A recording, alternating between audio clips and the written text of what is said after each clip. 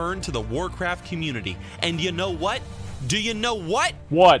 People have been absolutely loving it. Comment sections abound with praise for the game. The hype for the future raid releases only continues to add momentum to the community. And did you think we weren't going to talk about that?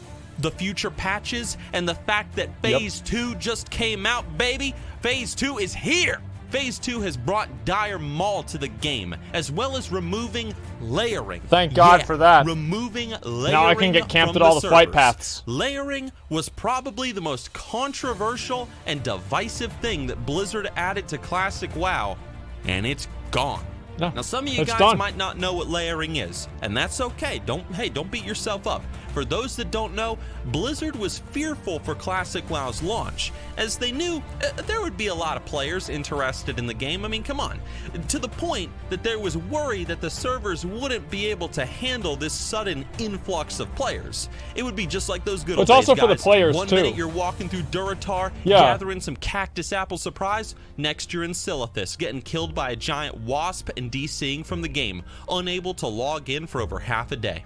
Those were the good old days, boys. Yeah. So they introduced layering to the game, a system where the zones would operate similar to the current Battle for Azeroth world, kind of.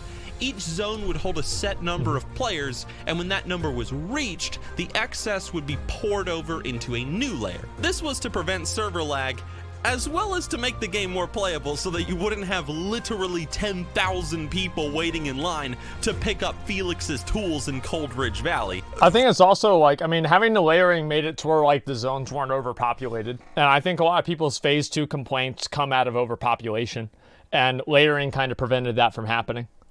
It's too bad that despite Blizzard's attempts, well, that's exactly what happened, and damn, the photos and the laughs that have been had because of it, you can't put it into words, man. Yep.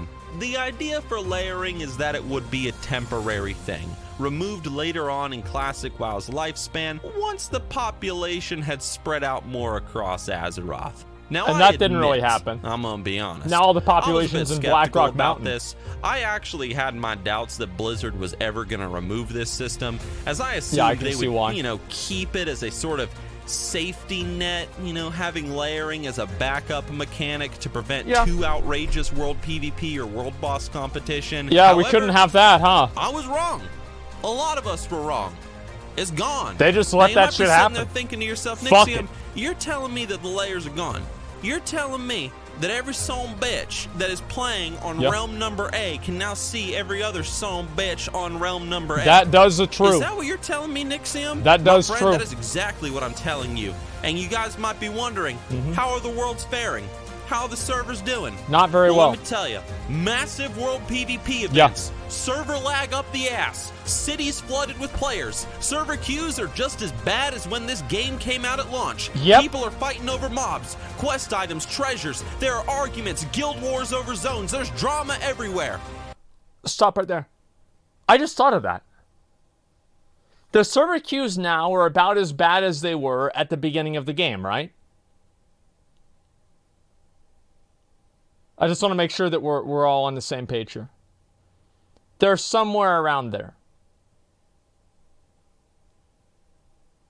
And if the layers were splitting the population in half, and with the layers at the beginning, and now without them now, if the layers removed that many people from the queue, does that mean Classic's lost half of its population? Just if you look at it mathematically. Close to that? Actually, you know what? It might even be more because you had more than one layer. Or sorry, more than 2 layers at the beginning. Holy shit.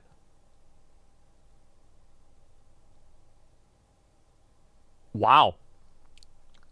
What was my original estimate of how many people were going to quit?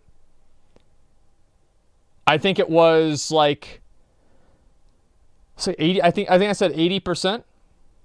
That was my number. Yeah, I said 80 to 90%, and it looks like I will be right.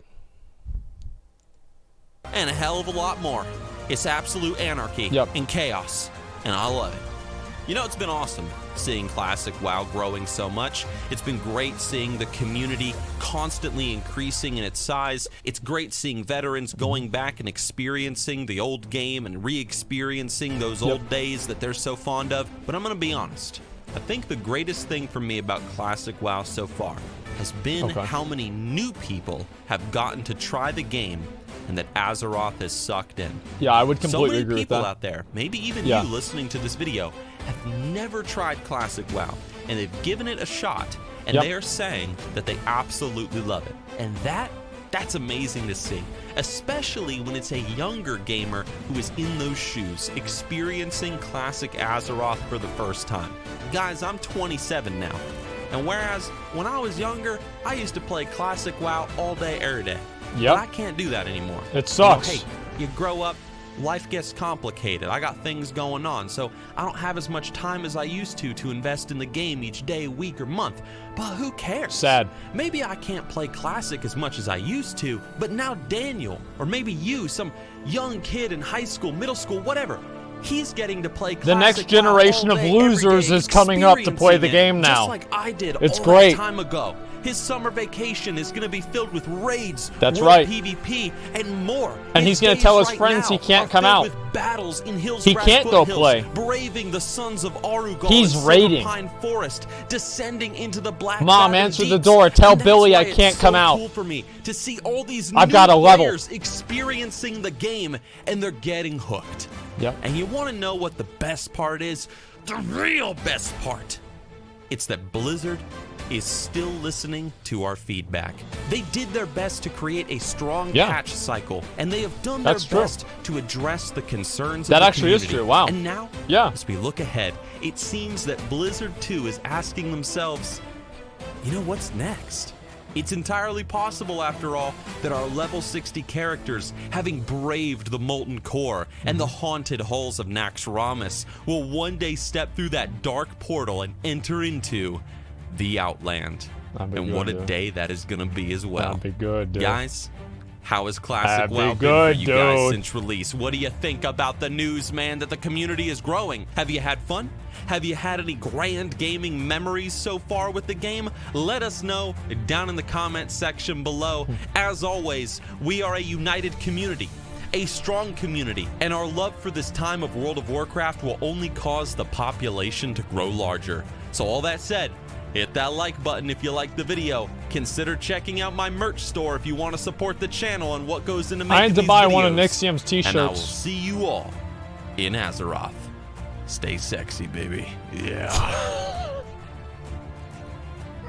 That's good. That's a real good way to end the video. Like, oh, stay sexy. Yeah, there you go. I'm actually. Let me see here. Let's see what's Nixium's store. What can I buy? The Nixium merch store. What should we buy from Nixium? Nixium's Corner. Let me pull this up. I was thinking about buying this one for. I was not buying this one for Dark Souls 2. I don't know. I think it would work real well. Yeah, what do you guys think? Yeah, Twitch Prime t-shirt. Is there have you heard about Twitch Prime? What is this here? Why Phase 2 sucks. Hey guys, today I wanted to go over my impressions of Phase 2, what I've tried so far in terms of PvP, and kind of what I'm enjoying and what I haven't been enjoying. So first I wanted to get right into just the fact that it's all about world PvP. Obviously with no battlegrounds. Yes. It's the only way to get on it right now is just PvPing out in the world. And there's one really big flaw with world PvP, and that's at the end of the day, whatever side has more numbers is just going to have the advantage. And so what I mean by that is if you find yourself in like a skirmish against another group of the opposite faction, whoever has more is pretty much going to win. Especially if you end up like doubling or tripling their numbers. There's nothing you can really do. So numbers play a huge part in world PvP, and that's kind of lame because it's less about player skill and it's more about just outnumbering them. Well, it was never anything about player skill, let's be honest. I mean, like, you can get, like, numbers do matter a lot. Numbers matter probably more than anything else does. But if you have a really coordinated group with like sappers, with mages that can make plays, etc., and you have people that know what the fuck they're doing, then I think that you can still succeed regardless of if you have numbers or not. Even if you're at a slight disadvantage. I'm not talking 10-1 or 5-1 or something like that. But if it's 2-1 or 2-2, like if it's like 2-3, basically, you can come out ahead no problem. If you really know what you're doing and you have a coordinated group. Which I don't find too compelling. Yeah. So that's one big flaw of just world PvP in general. But you also have, and this is compounded on servers where there's faction imbalance. Yeah. So there's numerous ways in which faction balance ends up really, making PvP less fun. But the biggest one, obviously, is just that, you're going to be outnumbered at just every stage, which feels, really bad. Yeah, that's true. I don't really have firsthand experience. Now, I want to say, just keep this in mind. The guy's thumbnail was the spy add-on. And just realize what class he's playing. Okay? Just keep that in mind. Because I'm on a more horde-dominated realm, and I really have been unaffected. I've been able to do whatever I want. I was able to get to raid fine.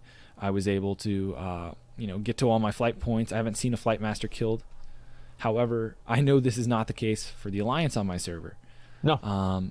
So it really is a big advantage to the faction that has the server imbalance, I guess, in their favor.